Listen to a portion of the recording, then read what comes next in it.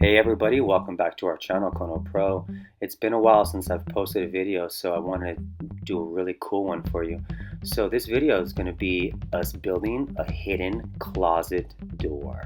It's going to be really cool. It's going to be basically a French door, and you see that little design right there. That's my design. It's just going to have two doors, and they're going to swing in, and they're going to have shelves on it. It's basically going to look like a built-in shelf unit that are doors for this closet.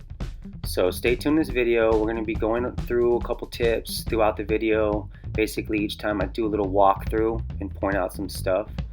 And other than that, it's going to be a visual. Enjoy. Remember to like, thumbs up, and share with everybody.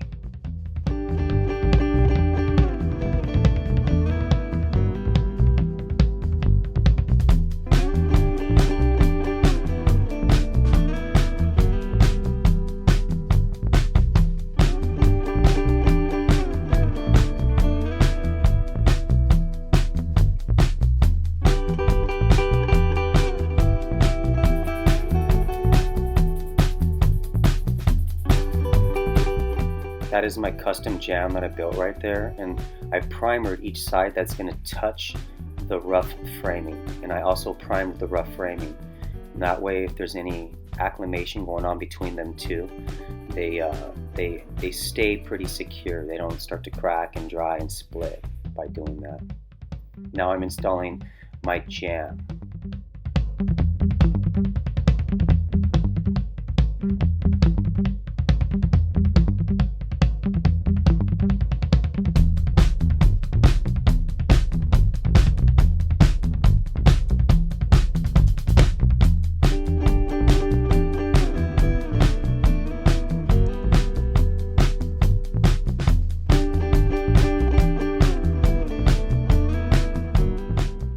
Make sure your jamb is square and level, and when you install your jamb, you want to make sure it's installed approximately 2 inches from the face of the drywall edge.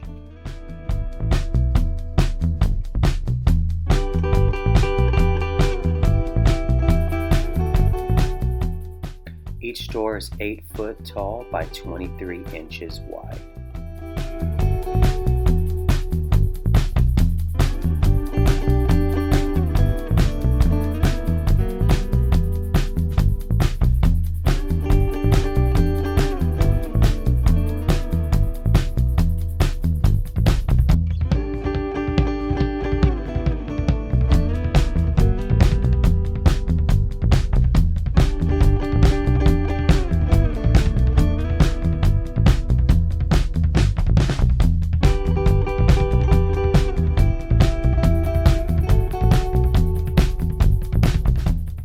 So I built the boxes out of 3/4 inch cabinet grade plywood, sanded finish, and I glued all of my butt joints together, and then I used 15 gauge nails to nail everything together with. And when you glue it, you nail it together, it stays pretty strong. And of course I'll go through with some screws and countersink some screws in later.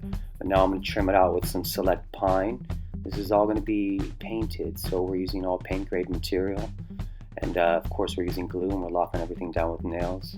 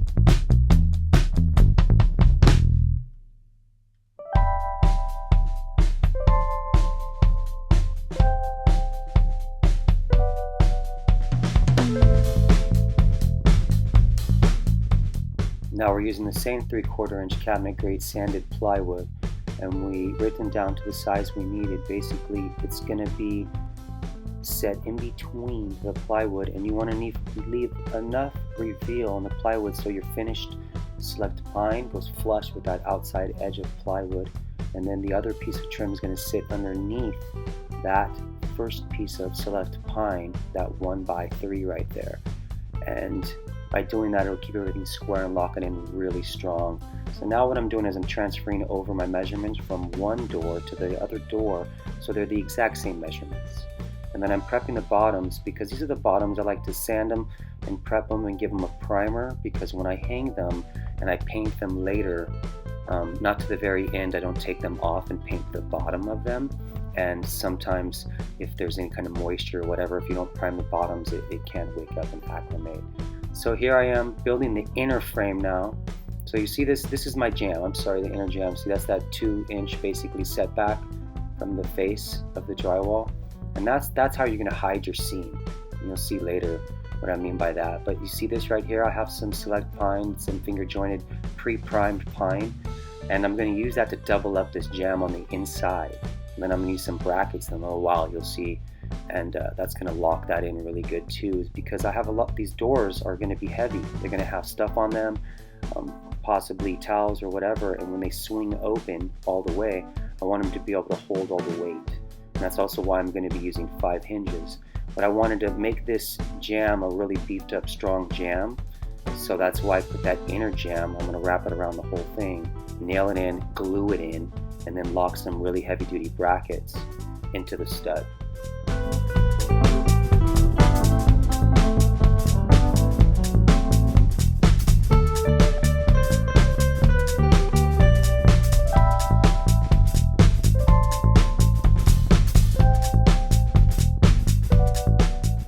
See, now we're finishing off that inner jamb there, and it's all been glued and nailed, and I even go through and countersink with some screws, and you want to make sure you use small screws that don't go all the way through and penetrate through the other side.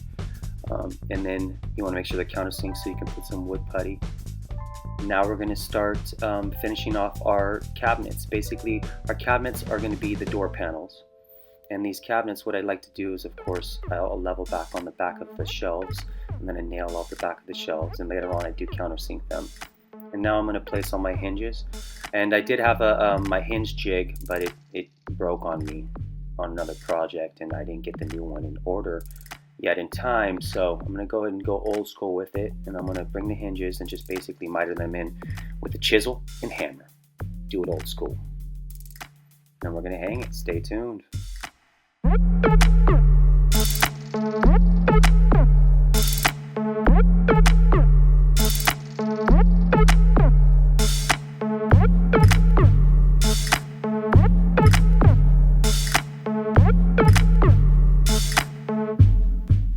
So now I'm going to do as much prep as I can on the cabinets, basically prepping, sanding, wood puttying, making sure everything looks real nice and solid and is going to stay together really good. Any of your countersinking you do with screws, any of that has been wood puttied and has been dealt with and basically prepped, so that way when we hang the doors, the 2 cabinet doors, when we hang them, we have minimal prep to do only on the trim that we add onto it once they're hung. I like to add my trim onto the doors once they're hung, because it allows me to really make sure everything's level and square and looks symmetrical.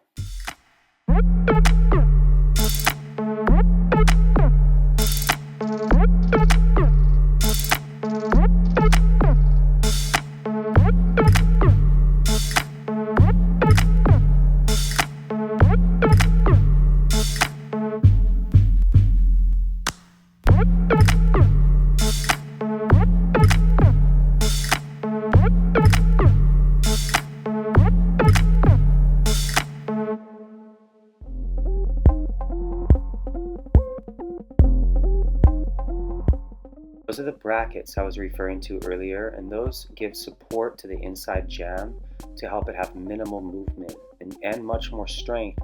And that way when the cabinets are completely open and all the weight is on that hinge jamb side, it'll help support them and not let the door sag. So that's very important. And you see here when you're lining up your cabinet door to set your hinges, you want to make sure all your seams and all your gaps and everything are as even as can be.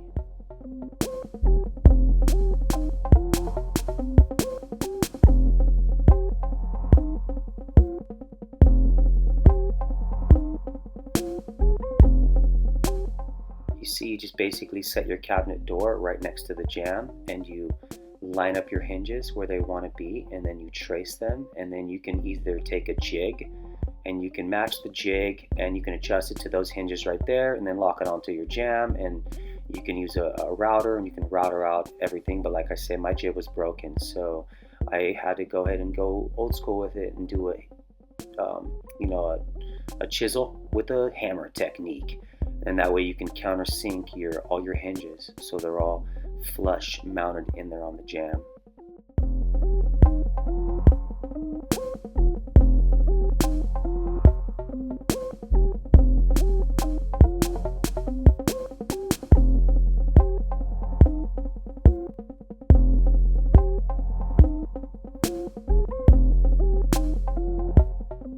So yeah, we got our first side hung, and it's always exciting when you get one side hung and everything's operating really smoothly.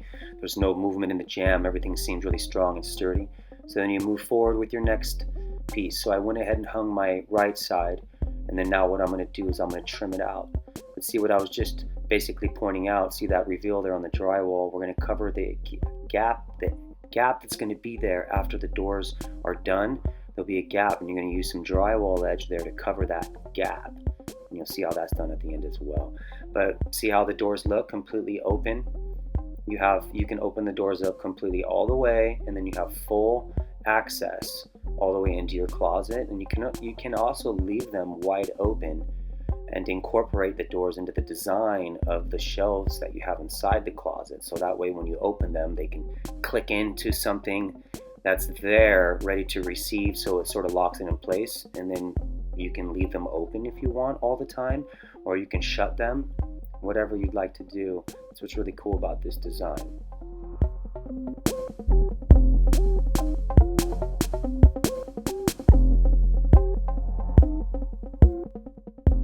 Okay, so now we're going to trim it out. We're basically going to use some 1x2 for all of our horizontal pieces that are going to basically cap the front face of that plywood shelf edging.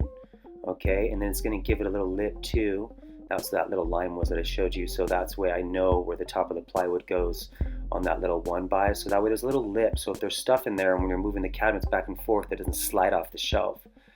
Okay, so I'm installing all the horizontal 1x's, and then once that's done, I'll install the bottom and the top 1x3 to finish off the outside frame, and then I'll install the very center stop piece, which is a little bit of a bigger piece. We had to go with like a 1x4, so that way it can catch and basically block that whole gap that's in the middle. And if you're wondering why the door has that big gap in the middle, it's because you need to leave a certain amount of clearance so the doors can open without hitting each other.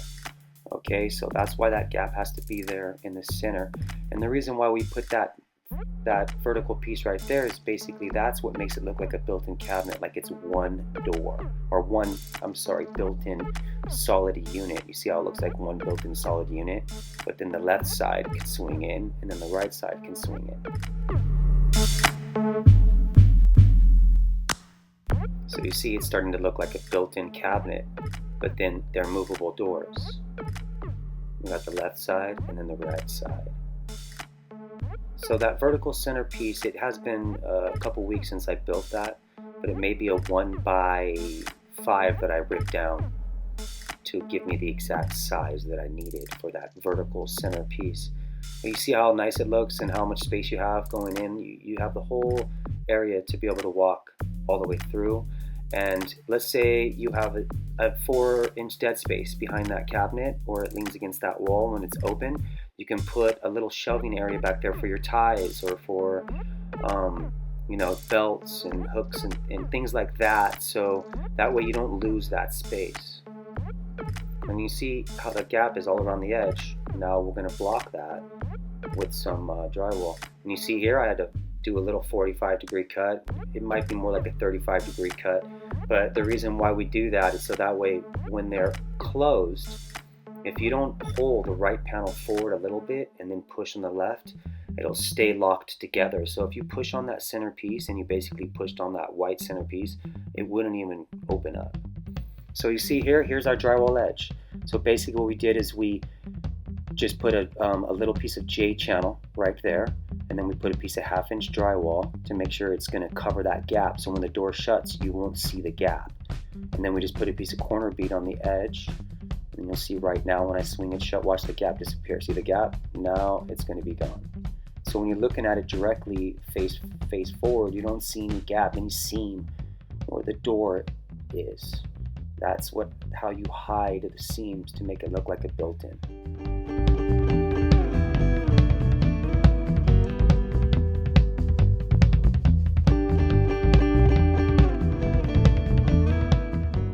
Alright, now that we have the doors basically built the way everything's going to be, we're doing some final prep, and then we're going to do some final caulking on this door and make sure all of our edges and seams, everything looks really nice. Any holes need to be filled in. We go ahead and take care of that, and we're going to do a final sanding, and then we're going to go ahead and hit it with some primer, and then we're going to hit it with some finish satin paint. But you see there how it looks once it's all painted and finished off? It looks beautiful. It looks like a built-in cabinet. And then if you notice, you can barely see the gap. And if you try to move it, it doesn't really open because of those 45 joints I have on the top and the bottom. You have to sort of pull in on the right, push in with your left. You can do it with one hand, but it's a cool little design. And then once all the cabinets are done inside of the closet, like I've said, and maybe they'll incorporate the cabinets to like that dead space back there, put some hooks there, something to hang all their ties and things like that. And of course, they'll incorporate all that into their design once they figure that out. But at this stage, this is what we got going on, and here it is, the finished drywall edge. You see how that is? That is going to cover that outside edge. So when the cabinet's shut, like right here, you'll see how it hides that seam. So basically it hides where that door connects to the jamb. And that's how you hide that. Now, I didn't find this design anywhere online or anything. This is a modern contemporary home. Most of the time you can hide hidden doors with like casing or jamb, on them, and the jambs or casing can incorporate into how you're going to hide the seams and stuff like that to make it look like a built-in. In this case, we had to figure it out to do it without that, so I went ahead and just designed it to have that drywall edge come back in on itself and cover the gapped edge. Now we're going to clean off all the hinges. And I like to leave a couple screws off, always, for a couple weeks even, until after this door's been hung there. And once that's all done, then I'll come back. If there's any adjustments that need to be made, I can make them, and then I can use those 2 holes and put new screws in the new locations if I need to move it just a little bit. But if I come back in 2 weeks and nothing is moved, everything's acclimating really great, and it still lines up and doesn't need any adjustments, then I'll go ahead and install all those final screws. Alright, and then the floor, basically they just have to tie their tile from the bathroom right underneath that cabinet and go as tight as they can to the bottom of the cabinet. They can get it like a 1/16 of an inch as tight as they can to that cabinet. When they tie into the tile in the closet, that would be the best. And then you basically will not even see a line on the bottom. If you wanted to hide that line on the bottom, then what you could do is just fill a piece of tile in from the closet area up to the drywall area, put a little rip of tile there, and then bring your tile from your bathroom in just a little bit thicker so it covers that gap.